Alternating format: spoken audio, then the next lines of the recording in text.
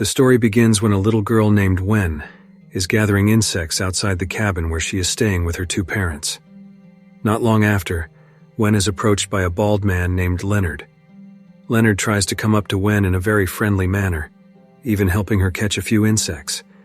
Then Leonard asks Wen how old she is, and Wen immediately replies that in 6 days, she will turn 8 years old. Leonard then hands her a single flower as an early birthday gift for her upcoming 8th birthday. Not long after, 3 unfamiliar people appear, walking through the woods while carrying weapons.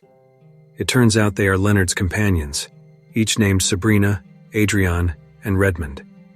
Seeing Wen start to get frightened, Leonard reassures her once again, saying that he and his 3 companions will visit Wen's cabin. Panicked, Wen rushes back to the cabin to find and tell her 2 parents what has just happened, Eric and Andrew. Shortly after, Leonard starts knocking on the door and says that they are there for a specific task, and they need to speak directly with Eric and Andrew. However, when Eric and Andrew look at them through the window, they spot Sabrina walking toward the back door while holding a weapon. Panicking and feeling alarmed, Andrew immediately tries to contact the police for help. Unfortunately, the mysterious group has already cut off all telephone connections in the cabin. Without delay, Eric and Andrew quickly lock all the windows and doors in the cabin. Why do you have those scary weapons with you?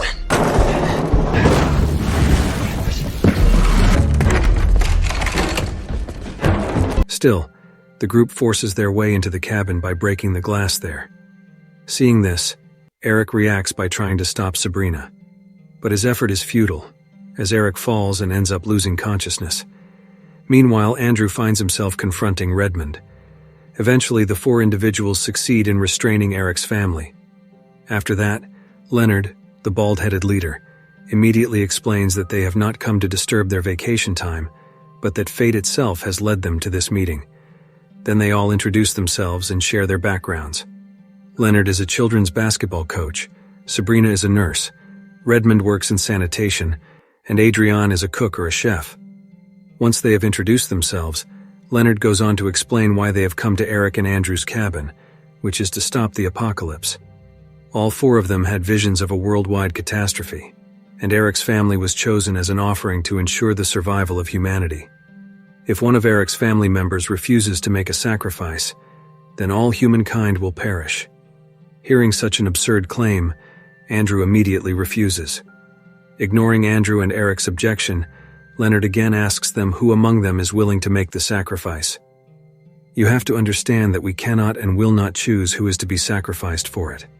Still, Eric and Andrew insist that they will not allow anyone to be sacrificed.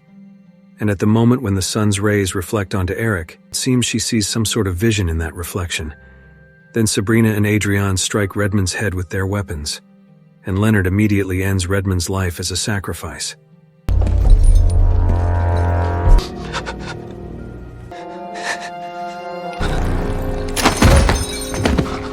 After that, we are taken to a flashback from a few years ago, when Andrew and Eric went to an orphanage to adopt Wen. Returning to the present, after Redmond's death, Leonard, Sabrina, and Adrian find it hard to believe what they have just done. Then, Leonard turns on the TV and shows Eric's family the events that have been unfolding so far. An earthquake and tsunami occur in several parts of the world, causing many casualties. This is due to Eric's family being late in performing the offering. Yet Andrew still does not believe it, because he thinks all those events have nothing to do with their family's life. Here, Andrew is also convinced that they are being targeted because they are a same-sex couple. But the group denies this by saying their purpose in coming to the cabin has nothing to do with that.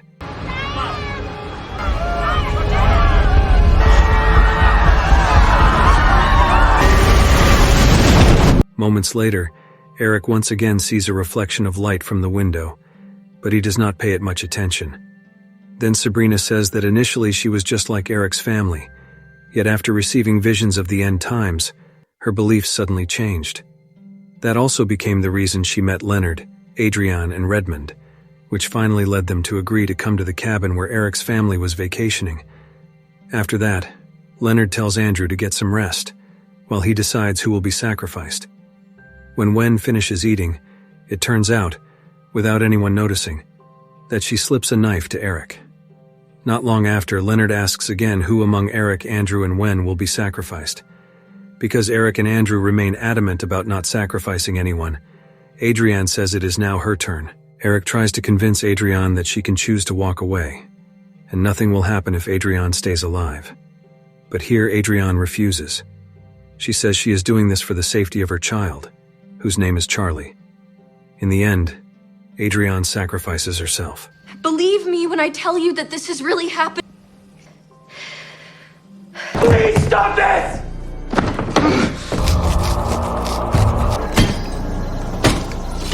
After Leonard places Adrienne's body in a room, he says that hundreds of thousands of people will start dying now because they have unleashed a plague. Sabrina then immediately turns on the TV, and the news reports a disease that is currently spreading in various countries. And while everyone is listening to the broadcast, Eric unexpectedly says that he sees a figure in the mirror's reflection. Leonard asks him where the figure is located, and Eric replies that the figure stood right behind Leonard's body when Redmond was executed. However, Andrew argues against this. He says Eric is only hallucinating due to the head injury he suffered. Andrew also realizes that the broadcast on TV is a replay, and that he has read about the virus outbreak for months. He then assumes Leonard's group is lying to them. Not long after, Eric manages to free himself from the bindings on the chair. Instantly, he threatens Leonard using Adrienne's weapon. Meanwhile, Andrew, who also manages to free himself, immediately seizes the opportunity to retrieve the gun stored in the car. However, Sabrina notices this and foils his plan.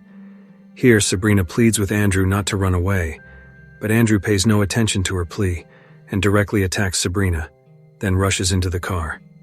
When he attempts to load bullets into the gun, Sabrina once again tries to enter and stab Andrew from behind. But Andrew succeeds in firing the gun, forcing Sabrina to run away in a panic toward the woods.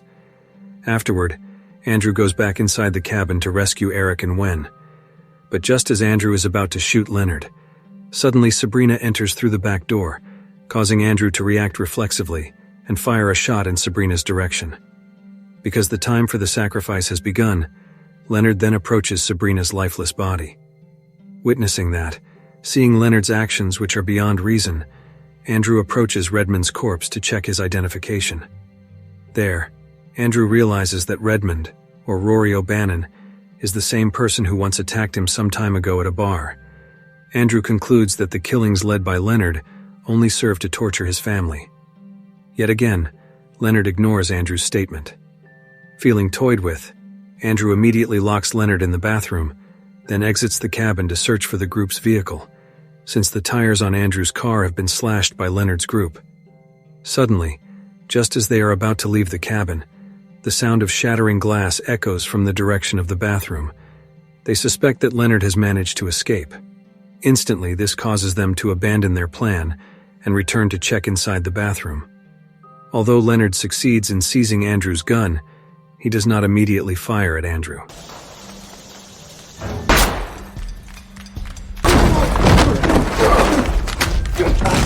Shortly afterward, Leonard instructs Andrew to turn on the TV to see what has happened following Sabrina's death.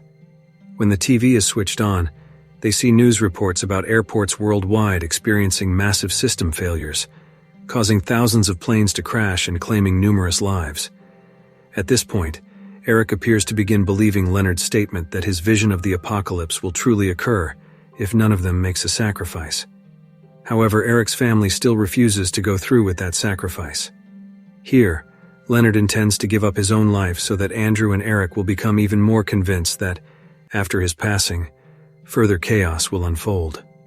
Before ending his life, Leonard once again pleads with Eric and Andrew to make their decision quickly, before more destruction takes place.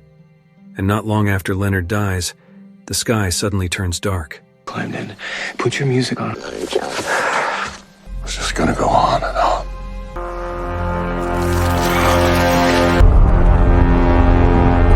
Eric then tells Andrew about the image he saw reflected in the sunlight and acknowledges that he has started believing what Leonard's group said. Eric also realizes that each of them represented a different aspect of humanity. Redmond embodied malice, Adrienne symbolized nourishment, Sabrina represented health, and Leonard stood for guidance. They were four guardians of a revelation, and their deaths were necessary. This leads Eric to decide that he is ready to be the one who gets sacrificed. Andrew disputes this once again, saying that humanity is not worth saving because many people harbor prejudice and reject same-sex couples like Andrew and Eric. Even so, Eric keeps urging Andrew to take his life. Eric is willing to offer himself for the sake of his family and all remaining people. He also tells Andrew that in his vision he saw life going on, how Andrew grows older and finds happiness with Wen, who eventually also discovers work she will be proud of.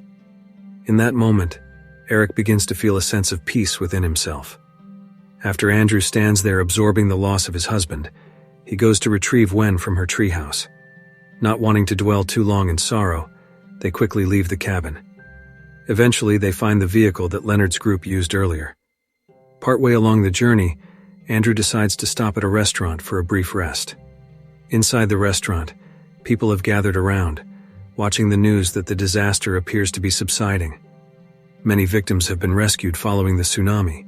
Several airplanes have managed to land safely, and the mortality rate from the virus outbreak has decreased. Seeing all of this, Andrew starts to believe what Leonard had been saying. Needing further reassurance, Andrew quickly returns to Leonard's vehicle, looking for answers. Their documents confirm what they had told him before. There, Andrew finds Leonard's award for outstanding coaching, Sabrina's credentials proving she was a nurse, and a photo of Adrienne with her child, Charlie. He also comes across Redmond's, Rory O'Bannon's identification, which states that he worked at a gas company. That means the car Andrew is driving belonged to Redmond, and at that point, the film finally ends.